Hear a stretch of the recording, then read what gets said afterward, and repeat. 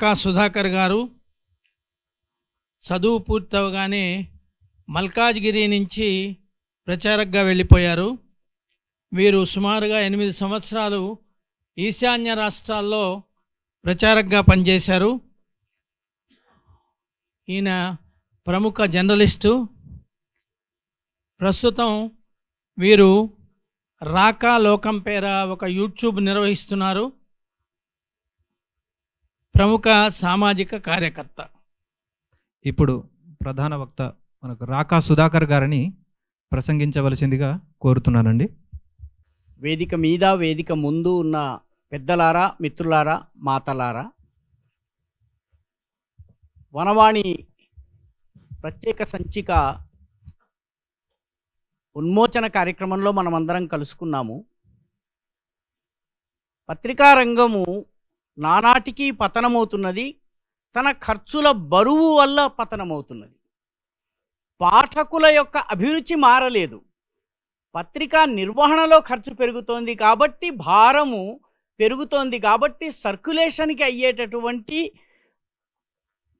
పత్రికను పాఠకుడి దాకా చేర్చేటటువంటి వ్యవస్థ లేదు కాబట్టి ఇబ్బంది అవుతున్నది. కానీ మిత్రులారా, ఇప్పటికీ భక్తి మ్యాగజైన్లు కానివ్వండి, వనవాణి వంటి ప్రత్యేకమైనటువంటి నీష్ మ్యాగజైన్స్ అంటారు వీటిని, ప్రత్యేకమైన వర్గాన్ని ఉద్దేశించి తయారయ్యేటటువంటి పత్రికలకు ఈ రోజుకి కూడా భవిష్యత్తు ఉంది. సనాతన సారథి ఈ రోజుకు కూడా 1,00,000 కాపీలు అమ్ముడవుతుంది.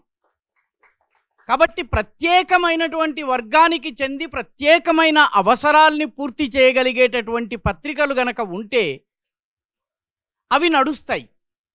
దైనిక పత్రికలు వాటి పతనం జరిగి ఉండవచ్చు, వారపత్రికల పతనం జరిగి ఉండవచ్చును. కానీ ఈ నీష్ మ్యాగజైన్స్ ఏవైతే ఉన్నాయో వీటికి ఉజ్వలమైనటువంటి భవిష్యత్తు ఉంది. ఇది వాస్తవానికి మనం గమనించాలి. ఆ దృష్ట్యా దీనిని వెలికి తీసుకుని రావడం, ఒక ప్రత్యేకమైన అంశం గురించి మాట్లాడడం, ఈ సంచిక అంతా కూడాను వనవాసులకు సంబంధించినటువంటి ప్రత్యేకాంశాల గురించి ఉండడము, ఇది ఆ వర్గం గురించి తెలుసుకోవాలనుకున్నటువంటి వాళ్ళకి, ఆ వర్గం పట్ల అభిమానం ఉన్న వాళ్ళకి చాలా ఉపయోగపడుతుంది. మన రాష్ట్రంలో 2 గిరిజన విశ్వవిద్యాలయాలు ఉన్నాయి. ఒకటి ములుగులో ఉంది, ఒకటి విజయనగరం దగ్గర ఉన్నది. కాబట్టి అక్కడ గిరిజన అంశాలపైన జరిగే అధ్యయనానికి ఇవి ఉపయోగపడతాయి. కాబట్టి చాలా మంచి కాంట్రిబ్యూషన్గా నేను దీన్ని భావిస్తున్నాను.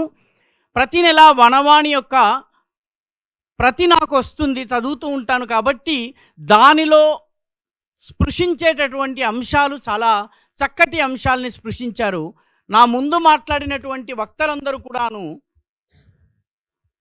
వనవాసీ సముదాయం ముందున్నటువంటి సవాళ్ల గురించి మాట్లాడారు. వనవాసీ సముదాయం ముందున్నటువంటి సమస్య కేవలం వనవాసుల సమస్య కాదు, ఇది యావత్ భారతదేశపు సమస్య. కేవలము ఇదొక 5 పాయింట్ ఫార్ములా ఆధారంగా నడుస్తుంది. ఆ 5 పాయింట్ ఫార్ములా ఏంటి? మొట్టమొదటిది క్రియేట్ అ మైనారిటీ. ఆ మొత్తము సమాజం నుంచి ఒక వర్గాన్ని వేరు చేసి నువ్వు వేరు, నువ్వు వేరు, నువ్వు వేరు, వాడు నువ్వు వేరు, వేరు, వేరు అని చెప్పి వేర్పాటు వాదాన్ని సృష్టించటము క్రియేట్ అ మైనారిటీ. నిన్నటిదాకా రామ్ రామ్ అన్నటువంటి వాడు నువ్వు రామ్ రామ్ అనకూడదు, జోహార్ అనాలి అని చెప్పి నేర్పించటం ఏదైతే ఉందో ఇది క్రియేట్ ఎ మైనారిటీ. రెండవది, ఆ మైనారిటీగా తయారు చేసినటువంటి వర్గాన్ని గివ్ ఇట్ ఎ నేషనాలిటీ. నువ్వు ఒక వేరే జాతి, అసలు నీకు ఈ భారతదేశానికి సంబంధం లేదు, లేదా ఈ భారతీయులు నీ శత్రువులు. So create a minority, give it a nationality. మూడవ పాయింట్, మేక్ ఇట్ మిలిటెంట్. వాళ్లకు ఆయుధాలు ఇవ్వు, బాగా పవర్ఫుల్ ఆర్గ్యుమెంట్స్ ఇవ్వు. మైకు తీసుకున్నట్టయితే మైకులు బద్దలైపోయేటటువంటి వాదనలు ఇవ్వు. పర్యవసానంగా వాళ్ళు మేము వేరన్నటువంటి వాదన, నువ్వు నేర్పినటువంటి వాదన వాడు ఓనప్ చేసుకుని చెప్పేటటువంటి పరిస్థితి వస్తుంది. Create a minority, give it a nationality, make it militant. తద్వారా 4వ పాయింట్, డివైడ్ ద కంట్రీ. 5వ పాయింట్, రూల్ ద వరల్డ్. ఈ 5 పాయింట్లు ఈ భారతదేశము గత 250 సంవత్సరాలుగా పాశ్చాత్యులు ఈ నేలలో అడుగుపెట్టినప్పటి నుంచి అనుభవిస్తూ వస్తోంది. మిత్రులారా, ఈ ప్రయత్నాల యొక్క స్వరూపాన్ని అర్థం చేసుకోవాలంటే 1971లో ఈ దేశంలో ఉన్నటువంటి ఒక ట్రైబల్ సోషియాలజిస్ట్ ఉన్నాడు. ఆయన పేరు బహుశా ఇక్కడ ఉన్నటువంటి వాళ్ళం మనం ఎవరము విని ఉండము. ఆయన పేరు అమియా కుమార్ కిస్కు. ఈ అమియా కుమార్ కిస్కు అనేటటువంటి ప్రొఫెసర్ గారు ఏకంగా జెనీవాకి వెళ్ళారు. జెనీవాలో ఉన్నటువంటి UN working group of indigenous populations దాని సమావేశానికి వెళ్ళారు. వెళ్ళి ఆయన వాదన వినిపించింది ఏంటంటే, మా భారతదేశంలో ఉన్నటువంటి గిరిజనులు ఎవరైతే ఉన్నారో వీళ్ళు ఇక్కడి మూల నివాసులు, వీళ్లకు మిగతా భారతీయులకి సంబంధం లేదు, కాబట్టి వీఆర్ అ సెపరేట్ నేషన్ అని చెప్పి ఆయన వాదించేందుకు ప్రయత్నించారు. ఆయన వాదన అమియా కుమార్ కిస్కు, ఈరోజు అమియా కుమార్ కిస్కుని గుర్తుపెట్టుకునే ఏకైక వర్గము క్రైస్తవ మిషనరీలు. ఆయన జయంతి వర్ధంతి తప్పనిసరిగా ఈ దేశంలోని క్రైస్తవ కాలేజెస్లో, సెమైనరీస్లో, థియలాజికల్ స్కూల్స్లో తప్పనిసరిగా జరుగుతాయి. మీకు నాకు ఆయన పేరు తెలియదు.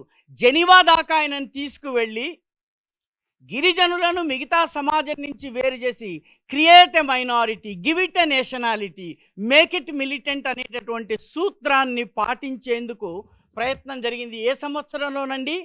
1991లో, 1991లో జరిగింది ఇది. 1991లో ఈ ప్రయత్నం జరిగినప్పుడు ఆయన ఏ హోదాలో వెళ్ళారు? క్రైస్తవ మిషనరీ హోదాలో వెళ్ళలేదు.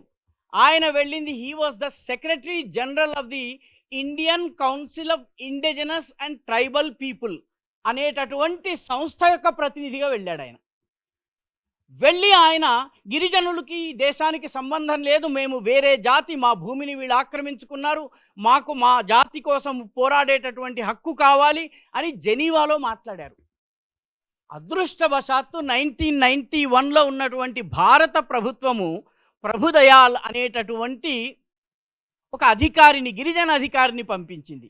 ఈ ప్రభుదయాల్ చాలా సమర్థవంతంగా వాదించారు. జూలై 31, 1991లో ఆయన ఈ అమియా కుమార్ కిస్కు చెప్పినటువంటి ప్రతి మాటను ఖండించాడు. గిరిజనులకు మిగతా భారతీయులకు ఉన్నటువంటి అవినాభావమైనటువంటి సంబంధం గురించి ఆయన సవివరంగా చెప్పాడు. చెప్పిన తరువాత అమియా కుమార్ కిస్కు యొక్క వాదనను జెనీవాలో ఉన్నటువంటి ఆ సంస్థ కొట్టివేసింది. లేకపోతే ఈ ప్రయత్నము 1991లో జరిగేది. ఈరోజు ఏదైతే సర్నా కోడ్ అనో, లేకపోతే అదర్ రిలీజియస్ ప్రాక్టీసెస్ అనో, యానిమిజం అనో, జనాభా లెక్కల్ని తారుమారు చేసే ప్రయత్నం ఏదైతే ఇప్పుడు జరుగుతోందో ఇది 1991లో జరిగి ఉండేది. ఇది మనం అర్థం చేసుకోవలసినటువంటి విషయం. కాబట్టి వనవాసుల సముదాయము జనాభాలో తక్కువ కావచ్చు, ముఖ్య ప్రవాహానికి కొద్దిగా దూరంగా ఉండవచ్చును, కానీ ఈ వర్గాన్ని కబ్జా చేసేందుకు, గుప్పిట్లో పెట్టుకునేందుకు, అణచివేసేందుకు ప్రయత్నం ఈ రోజు నుంచి కాదు, చాలా రోజుల నుంచి జరుగుతోంది. మిత్రులారా, ఆంగ్లేయులు రాగానే మొట్టమొదట టార్గెట్ చేసింది వనవాసుల్ని.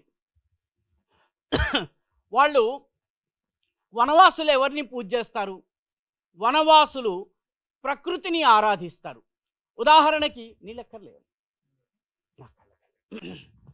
వనవాసులు ఎవరిని పూజ చేస్తారు? ఉదాహరణకి ఒరావ్ తెగ ఉంది. ఒరావ్ తెగ పూజించేది సూర్యుడిని. పేరు బిరి బెలాస్ అనేటటువంటి పేరుతో పూజిస్తారు, కానీ సూర్యుడిని పూజ చేస్తారు. అరుణాచల్ ప్రదేశ్లో ఉన్నటువంటి ఆది, నిషి, ఆపాతని వంటి తెగలు సూర్యుడిని, చంద్రుడిని పూజ చేస్తారు. ఏ పేరుతో పూజ చేస్తారు? డౌనీ పోలో అనేటటువంటి పేరుతో పూజ చేస్తారు. ఈ రకంగా గిరిజనులు ప్రకృతిలో ఉన్నటువంటి ఏ సూర్య భగవాను అయితే మిగతా హిందూ సమాజం పూజిస్తుందో అదే సూర్య భగవాను పూజ చేస్తారు. కానీ వీళ్ళు వేరు, మేము ప్రకృతి ఆరాధకులు, మేము వేరు అన్న భావన నిర్మాణం చేసే ప్రయత్నం జరిగింది. నిజానికి 1870 ప్రాంతంలో జోసెఫ్ ట్రోషీ అనేటటువంటి క్రిస్టియన్ సోషియాలజిస్ట్ భారతదేశంలోకి వచ్చాడు 1870స్లో. ఆయన చెప్పింది ఏంటంటే, ఈ మొత్తము వనవాసి తెగలేవైతే ఉన్నాయో ఇవన్నీ కూడాను అనేక దేవతల్ని పూజ చేస్తారు, బహుదేవతారాధకులు. హిందువులు కూడా బహుదేవతారాధకులు. ఆయన చెప్పింది ఏంటంటే, సంతాలీ తెగలో 10 రకాల దేవుళ్ళు ఉన్నారు. అయితే తరువాత ఈ వాదన మార్చారు ఆంగ్లేయులు. ఇది మనలో చాలామంది వనవాసులు నేలను తల్లిగా భావిస్తారు. అదేవిధంగా ఇది అన్ని గిరిజన తెగల్లో ఉంది. వేరువేరు రూపాల్లో నేలను తల్లిగా భావించటం ఉంది. మనం కూడా నేలని తల్లిగా భావిస్తాము. నిన్న మొన్న జరిగిన వరల్డ్ కప్లో మన కెప్టెన్ సూర్యకుమార్ యాదవ్ కావచ్చు, మన బ్యాట్స్మెన్ విరాట్ కోహ్లీ కావచ్చు, నేల తల్లికి దండం పెట్టిన తర్వాతే రంగంలోకి దిగారు. కాబట్టి భూమి పూజ అనేది అన్ని తెగలు చేస్తాయి, గిరిజన తెగలు చేస్తాయి. అదేవిధంగా పునర్జన్మ సిద్ధాంతము అన్ని తెగల్లో ఉంది, హిందూ సమాజం అంతటిలో ఉంది. కాబట్టి ఈ రెండు వేర్వేరు కావు, కానీ వేరుగా చూపించేటటువంటి ప్రయత్నం జరిగింది. మొత్తం అనేక గిరిజన సముదాయాల్లో శివుని రూపంలో ఆరాధన ఉంది. నేను అస్సాంలో సంఘ ప్రచారకగా పనిచేశాను. ఆ పని చేస్తున్న సమయంలో బోడో తెగకి శివుడిని బాథో అంటారు. ఇంకొక తెగలో, రాభా తెగలో ఆయన్ని బోర్దేవ్ అని పిలుస్తారు. బోర్దేవ్, దేవ్ అంటే దేవుడు, బోర్ అంటే పెద్ద దేవుడు అని పిలుస్తారు.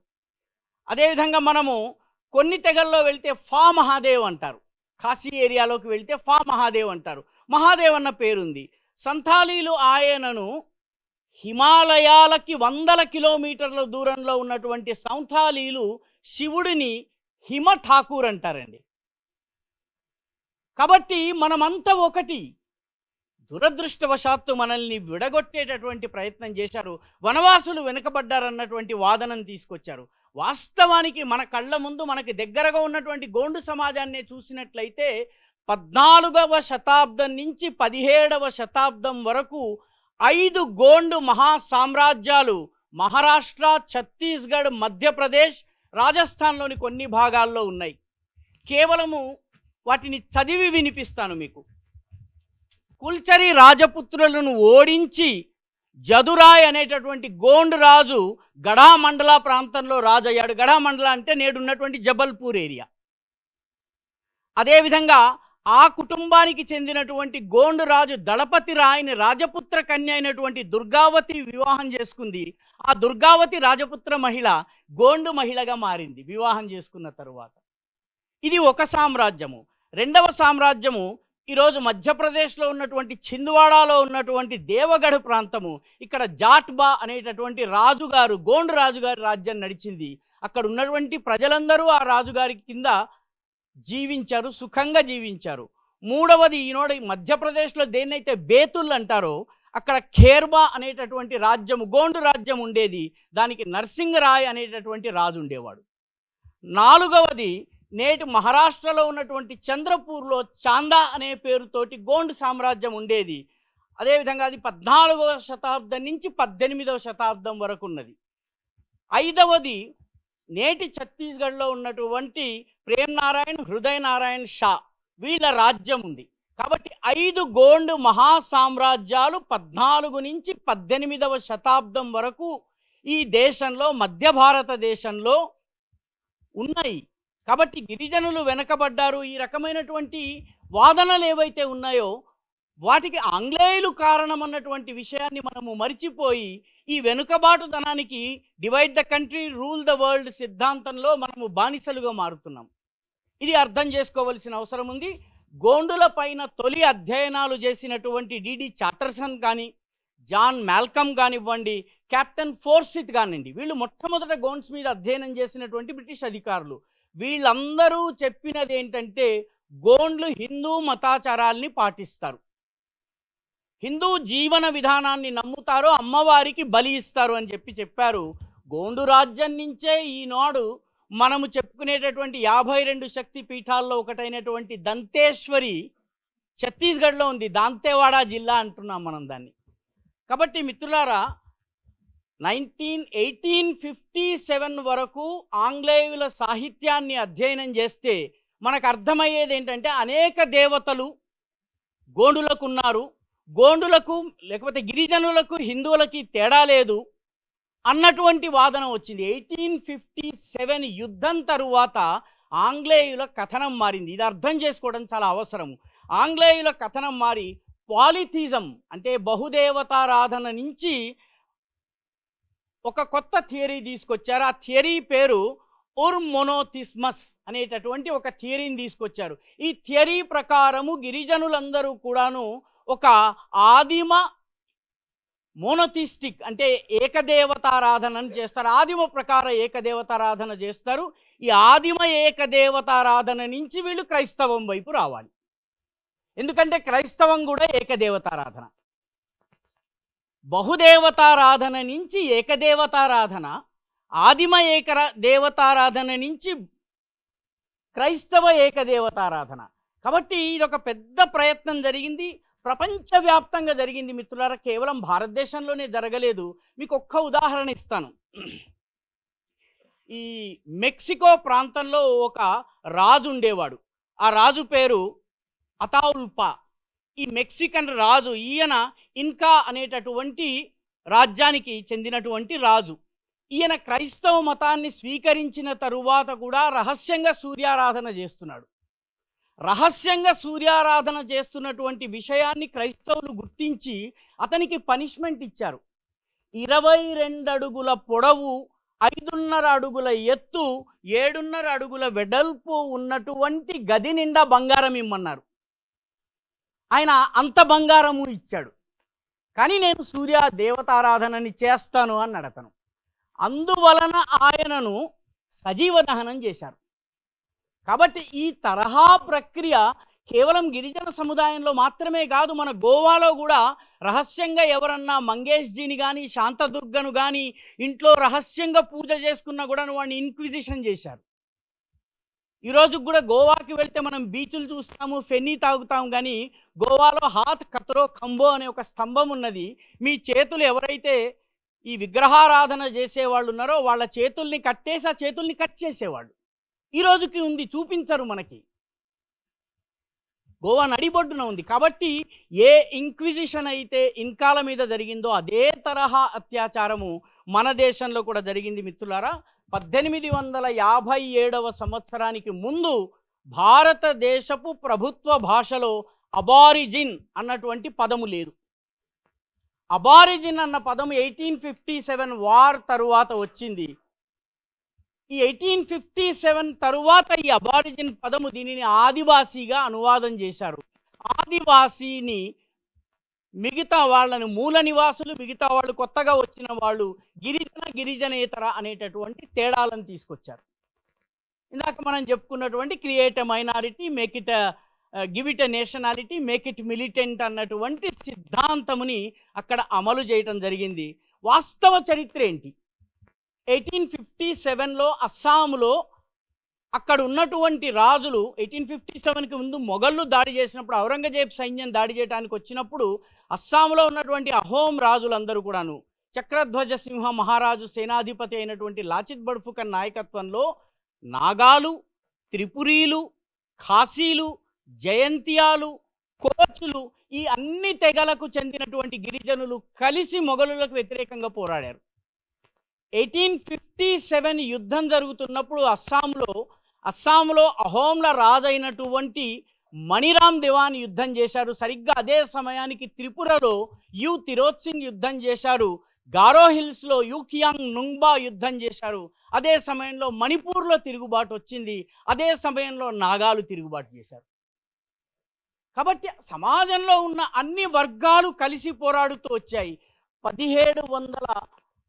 1800 సంవత్సరాల సమయంలో కాశీలో ఉన్నటువంటి, కాశీ అనేటటువంటి మేఘాలయలో ఉన్నటువంటి తెగకి చెందినటువంటి ఒక నాయకుడు భగవద్గీతను కాశీ భాషలో అనువాదం చేశాడండి. ఉపనిషత్తులను కాశీలోకి అనువాదం చేశాడు. శివచరణ్ రాయ్, జీవన్ రాయ్ అంటారు. కాబట్టి ఈ రెండు వర్గాల మధ్య తేడా లేదు.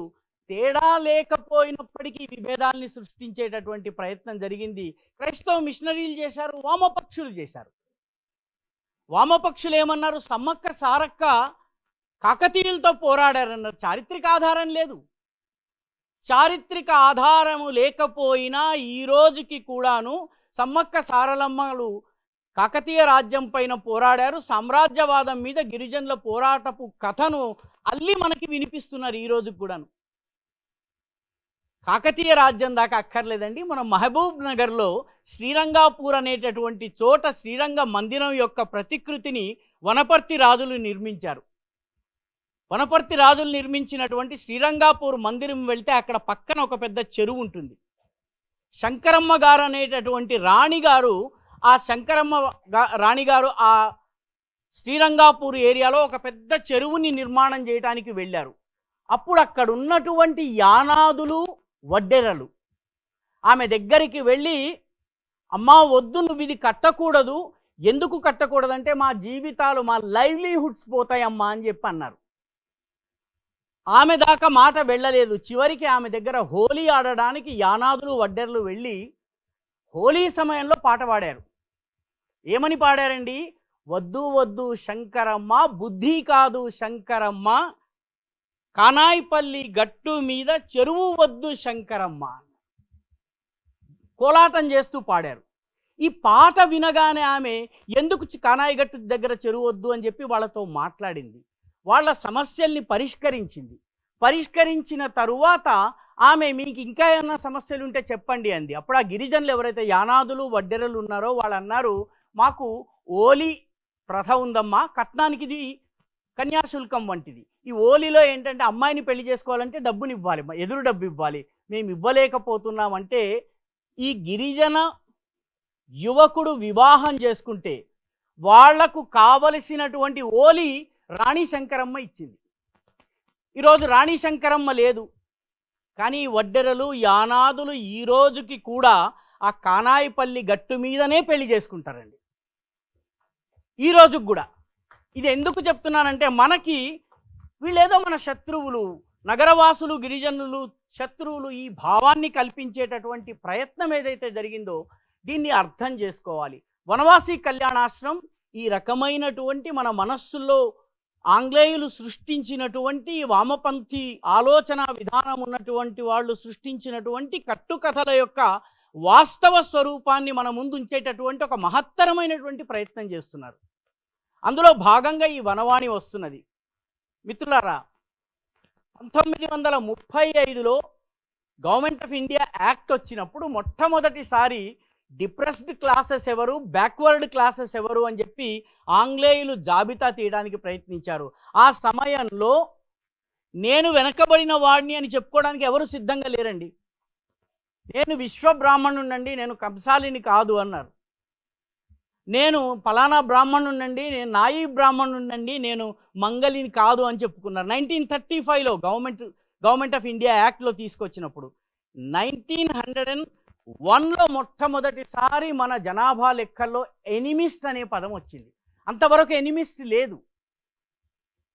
1941కి వచ్చేసరికి గిరిజనులందరినీ ఎనిమిస్టులుగా లెక్కేశారు. కానీ 1941కి గిరిజన సముదాయం పోరాడింది. లేదు లేదు మేము హిందువులము అని చెప్పిన తరువాత జనాభా లెక్కల్లో గిరిజనుల్ని కొందరిని అనిమిస్టులుగా, అంటే ఎవరైతే తెలియని వాళ్ళు ఉన్నారో వాళ్ళని అనిమిస్టులుగా, మతం మారిన వాళ్ళని క్రైస్తవులుగా, తక్కిన వాళ్ళని హిందువులుగా చేసింది. 1941 జనాభా లెక్కల సమయంలో స్వాతంత్ర వీర్ వినాయక్ దామోదర్ సావర్కర్ అస్సాంలో పర్యటించారండి. అస్సాంలో పర్యటించి ప్రతి గిరిజన నాయకుడి దగ్గరికి వెళ్ళి, మిమ్మల్ని మీరు హిందువులుగా నమోదు చేసుకోండి, మీరు హిందువులుగా నమోదు చేసుకోకపోతే అస్సాం పోయి తూర్పు పాకిస్తాన్లో కలుస్తుందని చెప్పారు. ధర్మాచార్యులకి చెప్పారు. పర్యవసానంగా అనేక మంది గిరిజనులు తమను తాము హిందువులుగా నమోదు చేసుకున్నారు. ఆ కారణంగా అస్సాం కలిసి వచ్చింది. ఒక్క జిల్లా వినాయక్ దామోదర్ సావర్కర్ మాట వినలేదు, వాళ్ళు జోగేంద్ర మండల్ అనే నాయకుడి మాట విన్నారు. అందరూ కూడాను వాళ్ళు తమను తాము దళితులుగా భావించి ముస్లిం లీగ్ అనుకూలంగా ఓటేశారు. ఈరోజు ఆ జిల్లాలో ఉన్నటువంటి దళితులందరూ కూడాను అస్సాములో శరణార్థులుగా, మైమోన్ సింగియా బెంగాలీ శరణార్థులుగా జీవిస్తున్నారు. కాబట్టి 1950లో ప్రభుత్వం మొట్టమొదటిసారి లిస్టింగ్ ప్రారంభించింది. 1965 జూన్లో లోకూర్ కమిషన్ ఏర్పాటు చేసి ఎవరు తెగల యొక్క ప్రాతిపదికలు ఏంటన్నది నిర్ధారించే ప్రయత్నం చేశారు. ఆ తరువాత 2014లో కొత్త కమిటీని మోదీ ప్రభుత్వం వచ్చిన తరువాత వేసి తీసుకొచ్చి ప్రస్తుతం ప్రయత్నం చేస్తున్నారు. ఇవన్నీ చెప్పడం వెనుక ఉన్నటువంటి అర్థం ఏంటంటే, గిరిజన సముదాయానికి, గిరిజనేతర సముదాయానికి మధ్య ఉన్నటువంటి అవినాభావమైనటువంటి సంబంధాన్ని మనం అర్థం చేసుకోలేకపోతే ఆంగ్లేయుల కుట్రలో మనం కూడా భాగస్వాములం అవుతాం. మన పిల్లల్ని ఎరా దొమ్మరిగడ్డలు ఎందుకు వేస్తున్నావు అని మనం అంటాము. దొమ్మరి ఒక కులము, మనం ఆ కులాన్ని అవమానపరుస్తున్నాం. ఎరా చండాలులాగా తిరుగుతున్నావేమిట్రా అంటాం. చండాల్ అనేది ఒక కులము. కాబట్టి ఈ నగరవాసులనే చెప్పుకునేటటువంటి మనము మన భాష విషయంలో కూడాను ఎరా ఎబ్రాసిలాగా యానాదిలా తిరుగుతున్నావేంట్రా, ఇది తిట్టు. కాబట్టి మనము మాట్లాడేటప్పుడు నగరవాసులమైనటువంటి మన భాషలో ఈ గిరిజనేతర ఈ సోకాల్డ్ వెనుకబడిన సమాజం అనుకునేటటువంటి వాళ్ళు ఎవరైతే ఉన్నారో వాళ్ళ విషయంలో వచ్చేటప్పటికి పదజాలం విషయంలో చాలా జాగ్రత్తగా ఉండవలసినటువంటి అవసరం ఉన్నది. గిరిజన సముదాయానికి సంబంధించిన అత్యంత ప్రేరణాస్పదమైనటువంటి కథలు ఈ పుస్తకంలో ఉన్నాయి. ఈసారి పద్మశ్రీలు గెలుచుకున్నటువంటి గిరిజన నాయకులు అరుణాచల్ ప్రదేశ్ నుంచి రియాంగ్ జనజాతికి చెందినటువంటి త్రిపురకి చెందినటువంటి దేవ్ బర్మన్ గారి వరకు కాక్బరాక్ భాషను కాపాడేందుకు ప్రయత్నించినటువంటి వాళ్ళ వరకు అందరి వివరాలు ఉన్నాయి. తెలుసుకోవలసిన అవసరం ఉన్నది. వనవాసీ నాయకులు, వనవాసీ సమాజంలో ఉన్నటువంటి ప్రేరణాస్పదమైనటువంటి వ్యక్తులు 2 ఉదాహరణలు మీకు ఇస్తాను. మిజోరాంకి చెందినటువంటి లాల్ రెమ్సియామి అనేటటువంటి ఒక అమ్మాయి ఇండియన్ హాకీ టీంకి సెలెక్ట్ అయింది. ఇండియన్ ఉమెన్స్ హాకీ టీంకి సెలెక్ట్ అయిన తర్వాత జపాన్లో క్వాలిఫైయర్స్ ఆడటానికి వెళ్ళింది. 4 ఏళ్ల క్రితం సంగతి. క్వాలిఫైయర్స్లో చిట్ట చివరి మ్యాచ్ ఆడితే ఇండియా కనుక క్వాలిఫై అయితే ఉమెన్స్ హాకీ టీం గెలుస్తుంది, ఒలింపిక్స్లో పాల్గొనే అర్హతను సంపాదిస్తుంది. ఆ సమయంలో ఈ లాల్ రెమ్సియామి అనేటటువంటి అమ్మాయికి ఫోన్ వస్తుంది, తండ్రి చనిపోయాడని. ఏ తండ్రి అయితే ఆమెకు హాకీ నేర్పించాడో, హాకీ కోసం ఐజాల్ దాకా తీసుకొచ్చి నేర్పించి అతన్ని అక్కడ బయట కూర్చుని అతను ఈ అమ్మాయి ఆడినంతసేపు అలాగ సమయం ఇది చేస్తూ ఉండేవాడు. ఆ తండ్రి చనిపోయాడని తెలిసిన తరువాత ఈ అమ్మాయి కన్నీరు మున్నీరైన తరువాత మిగతా వాళ్ళందరూ కూడా ఇదిగో నీకు విమానం టికెట్ చేశాము, నువ్వు బయలుదేరమ్మా, నువ్వు తొందరగా వెళ్ళు, మీ తండ్రి గారి యొక్క అంతిమ క్రియల్లో నువ్వు పాల్గొను అని చెప్తారు. అప్పుడు ఈ లాల్ రెమ్సియామి అంటుందన్నమాట, నేను వెళ్ళను, నేను హాకీ ఆడతాను. ఎందుకు హాకీ ఆడతాను? నేను ఈ దేశం కోసము హాకీ ఆడాలని మా నాన్నగారు కోరుకున్నారు. నేను ఇప్పుడు వెళ్ళినా కూడా మా నాన్నగారిని చూడటానికి వీలుండదు. కాబట్టి నేను హాకీ ఆడతాను, భారతదేశాన్ని గెలిపిస్తాను, భారతదేశం క్వాలిఫై అయిన తర్వాత దాన్ని నా తండ్రికి అంకితం ఇస్తాను. మనము తండ్రి చనిపోయిన వెనువెంటనే క్రికెట్ ఆడి సెంచరీ కొట్టి ఆకాశం వైపు బ్యాట్ని చూపించే సచిన్ టెండూల్కర్ని గుర్తుంచుకుంటాము. లాల్ రెమ్సియామి గురించి మనకెవరికి తెలియదు. కాబట్టి వనవాసీ సముదాయంలోని హీరోలను ఎవరైతే నాయకులు ఉన్నారో, సమాజానికి ప్రేరణనిచ్చేటటువంటి వ్యక్తులు ఉన్నారో, తాలు రుగ్పో కావచ్చును, రాణిమా గైడిన్లు కావచ్చును, వీళ్ళు చేసినటువంటి అసమానమైనటువంటి పోరాటాన్ని మన యువతరానికి అందించవలసినటువంటి అవసరం ఉంది. మన ప్రమోద్జీ చాలా చక్కటి సూచన చేశారు. ఈ పుస్తకము కేవలము మన అల్మారీలలో దాగి హాయిగా దుప్పటి కప్పుకుని పడుకున్నట్లయితే దీనిని తూకం వేసి అమ్మేయడానికి తప్ప ఎందుకు పనికిరాదు. దీనిని వాస్తవానికి మనం ఒక 10 మంది పిల్లలకి కూర్చోబెట్టి చదివించటమో, చదివేలా చేయటమో, ఇందులోని కథల గురించి చెప్పడమో, కొమరం భీమ్ దగ్గర నుంచి మొదలుపెట్టి గైడిన్లు దాకా ఉన్నటువంటి ఈ అగణిత వీరవరులకు సంబంధించినటువంటి విషయాలను చెప్పడము చాలా అవసరము. వనవాసీ కళ్యాణాశ్రమం 1950లో ప్రారంభమైన దానికి అఖిల భారత రూపం 70లలో వచ్చింది, 1970స్లో వచ్చింది. బాలాసాహెబ్జీ జష్పూర్లో కేవలం ఒక హాస్టల్ నడిపేవారు. యావత్ భారత రూపము ఎమర్జెన్సీ తర్వాత వచ్చింది. మన జాగృతి 1971లో వనవాసీ ప్రత్యేక సంచికను తీసుకొచ్చిందండి. జాగృతి పత్రికలో వనవాసీ ప్రత్యేక సంచిక 1971లో తీసుకొచ్చింది. గిరిజన పోరాటాల జాబితా, గిరిజన నాయకుల జాబితా. కాబట్టి ఈ కథల్ని తరతరాలకు అందించవలసినటువంటి బాధ్యత మన పైన ఉన్నది. ఇక్కడున్న మనమే కాకుండా ఈ పత్రికను చదివినటువంటి ప్రతి వ్యక్తి, ఇది ముఖ్యంగా గిరిజన విద్యార్థులుండే ప్రతి చోటకి దీన్ని పంపించవలసినటువంటి అవసరం ఉంది. గిరిజన యూనివర్సిటీలకి కాంప్లిమెంటరీ కాపీ అయినా సరే తప్పనిసరిగా పంపించాలి. అది వైస్ ఛాన్సలర్ గారి చేంబర్కి పరిమితం కాకుండా లైబ్రరీలోకి వెళ్ళేలాగా మనం ప్రయత్నం చేసినట్లయితే ఇది మనకి ఉపయోగపడుతుంది. దీంతో పాటు మనము విడుదల చేయబోయే మరొక పుస్తకం కూడాను జనాభా లెక్కలకు సంబంధించినటువంటి ఈ జనగణనలో జరగబోయేటటువంటి గిరిజనులను వేరు చేసేటటువంటి create a minority, give it a nationality, make it militant, divide the country, rule the వరల్డ్లో అంతర్భాగంగా జరిగేటటువంటి ప్రయత్నం ఏదైతుందో దాన్ని బట్టబయలు చేసే పుస్తకము. ఇది కూడా చదవాలి, చదివించాలి, దీనిపైన చర్చ పెట్టవలసినటువంటి అవసరం ఉంది. చాలా ధన్యవాదాలు. మంచిదండి, సంతోషం. చాలా చక్కటి సమాచారం, మీరు అధ్యయనం చేసిన విషయాలన్నీ మాతో పంచుకున్నారు.